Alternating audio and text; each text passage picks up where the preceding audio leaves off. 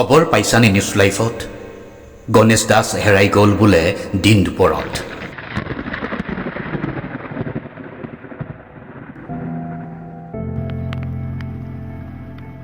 তাৰ মাকো পৰি আছে বোলে মেডিকেলত।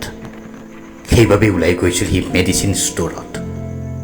খালী মানি বেগটো জোকাৰি জোকাৰি চিঞৰি উঠিছিল সি মেডিচিন ষ্ট'ৰৰ সন্মুখত।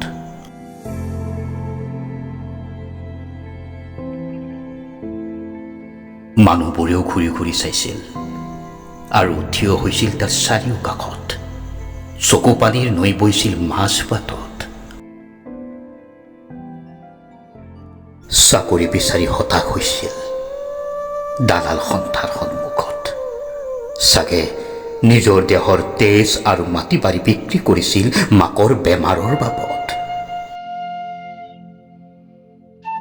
বাপেক আৰু ভনীয়েককো হেৰাইছিল হেনো 2010 চনৰ 29 অক্টোবৰত।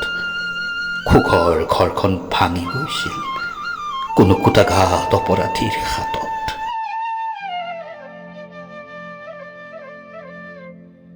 ক'তনো গ'ল সি মাকক এৰি থৈ মেডিকেলত?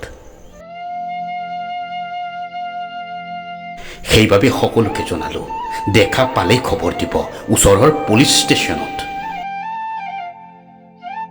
কাৰণ গণেশ দাস হেৰাই গ'ল দিন দুপৰত।